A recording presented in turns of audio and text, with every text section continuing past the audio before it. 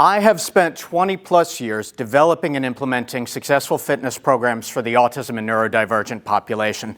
I started, and what I figured out early on was that there was no blueprint. There was no technical layout. There was no plan for developing fitness programs for these populations. So what we had was a gap.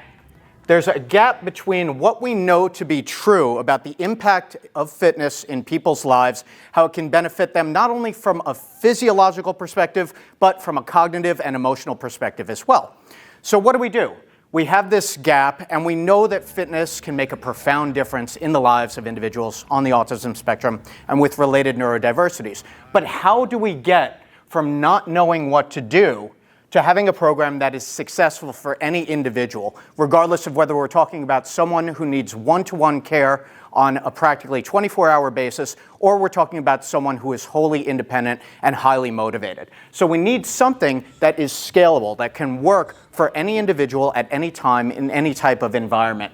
So we're not just looking at the physical. So we start here. With the physical, we're talking about what exercises are we going to implement? What is going to make the difference in developing strength and motor planning and better movement patterns that's going to generalize to activities of daily living? Because if we're not generalizing, and if it's not showing up in other places, then we're not doing our job as coaches, as practitioners, as trainers, as parents who are implementing this program. So it's not just about the physical. Exercise selection is absolutely important, but we have to implement it in a way that is meaningful and conducive to success for this population. So of course, we have to look at one of the biggest potential barriers. One of the most common questions that I get is about adaptive or behavioral functioning. What happens if this individual is not motivated to participate in an exercise program? So we have our adaptive right here. Adaptive is behavioral, whereas with physical, we're looking at the exercises themselves, how we can scale them, modify them, make them simpler, progress them, make them more challenging as our athlete has more and more success. Yes. Adaptive, we're looking at the behavioral considerations.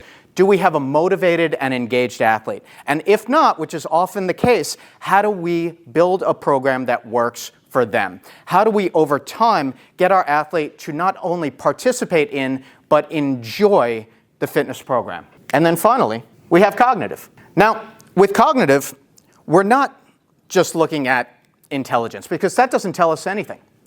What I'm looking for with cognitive functioning is kinesthetic awareness. What is their body awareness like? And how do we need to support that? And communication. Communication with your neurodivergent athlete is one of the most important aspects of success. We always treat the athlete with respect, and we communicate with them at an age-appropriate level and at their current level of communication. Now, there's a difference between receptive communication. How does that athlete process information? Are they better with visuals? Do they need shorter instructions? Do we need to demonstrate things? Of course, if we're doing exercise, we want to demonstrate it first, because that is going to have the greatest carryover to the athlete understanding what they need to be doing. Right? So cognitive, we have language and communication, and then of course we have that kinesthetic awareness. And when we bring these three together, we have something called the PAC profile. The PAC profile is going to give us the baseline of that athlete's starting point.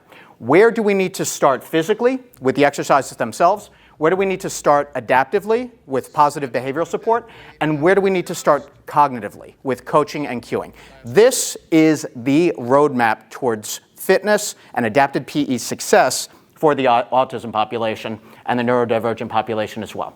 So the PAC profile is going to give you the answers to what to do to start and where the goals are going to be in each one of these areas. Now, you'll notice that they overlap as well. So here, we have physical and adaptive, physical and cognitive and adaptive. All right? So these are all the things that you get in the autism fitness curriculum. So how do these interact? The interactions are one of the key components of having success here.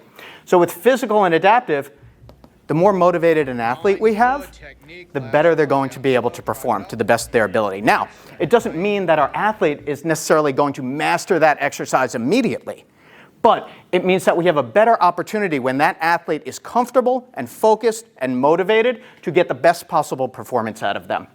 Now we go to physical and cognitive. From a physical perspective, the more an individual understands what the expectation is for doing that squat or that press or that sandbag carry, these real-life functional exercises, the more they understand that, the better performance we're going to see. And the better we are equipped to communicate what the expectation is, again, the better outcome we're going to have.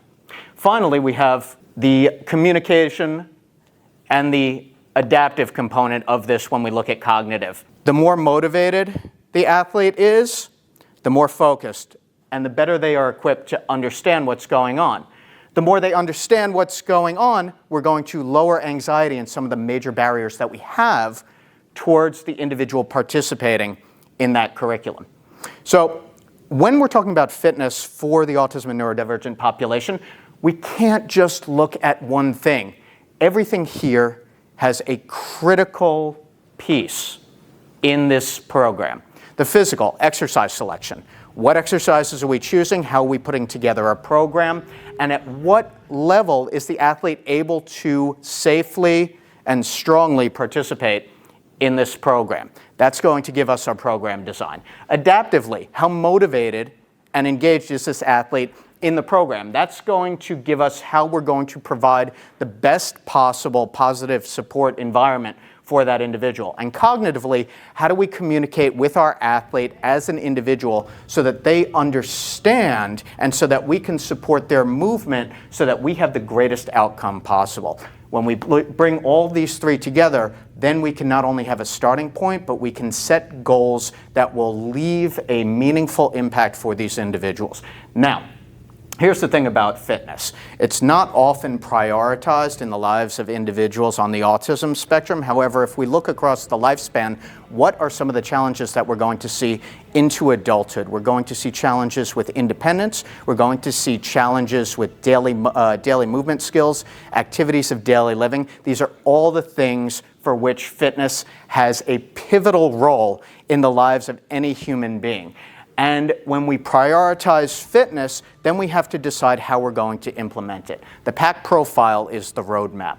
So when we implement things looking at each one of these areas of capability, that roadmap materializes and we're able to implement a program, whether for individuals or groups, that is going to bring truly meaningful fitness to these populations. So if you're interested in learning more or you're interested in becoming an Autism Fitness Certified Pro, right here, autismfitness.com. You can register today. I'm Eric Chessen, founder of Autism Fitness. Thank you.